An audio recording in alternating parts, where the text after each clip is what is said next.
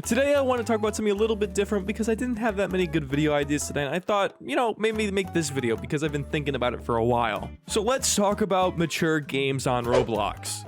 First things first, what is the operational definition of a mature game?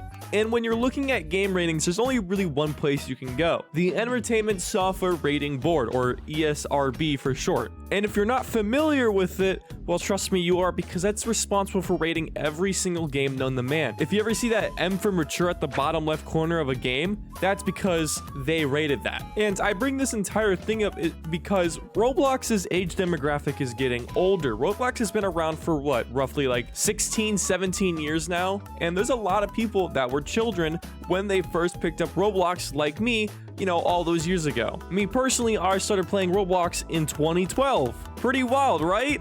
And as the age demographic for Roblox keeps getting older and older because the player base is getting older and older, or at least the older player bases, all the older players don't want to play games like Adopt Me, Work at a Pizza Place. Actually, I scratched that game is fire. Things like that. As time goes on, your taste matures and you want to play different things. Like me personally, I'm a huge FPS shooter guy. I love playing FPS shooters.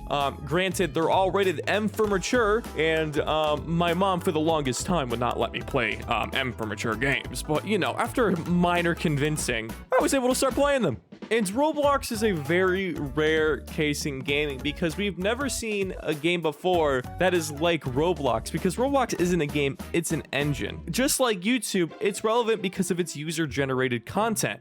And because of that, it gives it infinite relevancy, which is probably one of the first time in gaming where games are going to be relevant for probably over 100 plus years. I know that number sounds crazy, but Microsoft also, with Minecraft, is also trying to make a century-long game. It seems wild, but I honestly think it's 100% possible. It's kind of hard to live in a world where Roblox is not relevant or not being played by everybody.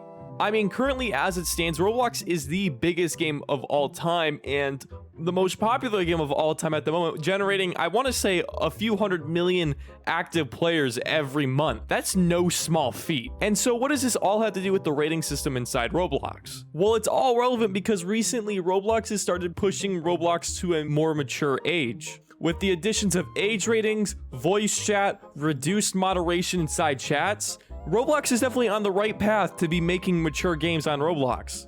Roblox understands it has an older player base now and is actively trying to accommodate for them. It might not seem like it, but trust me, they definitely are. And if you don't think so, well then just look at the Roblox Game Fund and what games it's funding. Games like Rolling Thunder and Riotfall are being funded directly by Roblox, which means they endorse whatever it is. And even though I'm pretty sure Frontlines is not within the Game Fund, Roblox has actively endorsed the making of Frontlines because it pushes the engine further and it makes Roblox look really good. However, all these games are kind of in a gray area because they're definitely not rated E for everyone, and they're definitely not rated really teen. ESRB rates a mature game by intense violence or strong language. And in all of these games, there is some pretty intense violence. And if you don't agree, well, look at Call of Duty Modern Warfare. Frontlines is based directly off Call of Duty Modern Warfare. Almost everything was inspired from it, and they're roughly almost the same game, except one's on Roblox and the other one's, Call of Duty. And Call of Duty is rated M for mature because of its intense violence and also strong language, but strong language can be put into the teen category too. I mean, Call of Duty isn't mature because of its intense language or different themes within it. It's mature because it's a pretty violent game. And the entire reason why I'm bringing up these points is because, Roblox Gore, for example, is a game that's kind of cracked down on, even though it kind of meets the same standard as these FPS games like Frontlines and Rolling Thunder and Bad Business, or maybe not Bad Business. Bad Business is more like fantasy gun violence. But these ultra-realistic shooters, they have to constitute some level of maturity. And a game I'd like to mention, which isn't that realistic, but its tone is definitely there, Shell Shock. Shell Shock is a very dark game. It's honestly a really beautiful game, but the overall theme of it is war. and how war is like destructive and how it's terrible, and it shows really the effects of war. And by no means am I calling out these games or things like that, or like calling for these games to get banned, but all I'm asking for is kind of fair treatment here, or at least a better age rating system.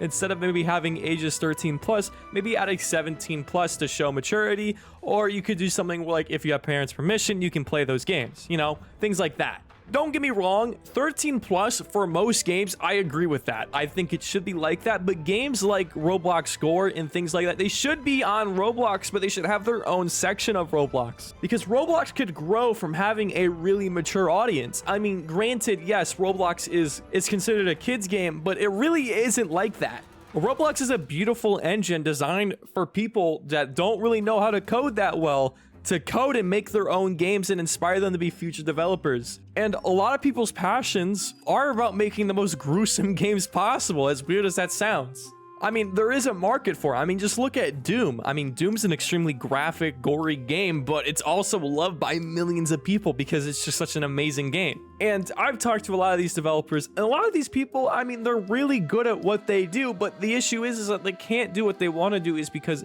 they just keep getting banned, or they have to, you know, they have to jump through a bunch of hoops to get their game published and things like that, and it kind of sucks. I've witnessed the entire process. The process is pretty terrible. And a lot of these people are very, very, very talented. Way more talented than I'll ever be. I'll tell you that much right now. And I believe they deserve their own section on Roblox. And like I said, I'm not calling for these games to be put in a different age category or anything like that, but I do want Roblox to maybe consider the fact that, hey, mature games are the way to go. You can have both, you know, kid-friendly games and mature games on the same platform, just kind of maybe change it up. Maybe have, instead of Roblox, maybe make Roblox Kids, and maybe have like their own games, kind of like how YouTube has YouTube Kids, and they have, you know, pre-approved children's content to feed the kids. But then maybe make the rest of general Roblox more things that people just want to make, passion projects. You know what I mean?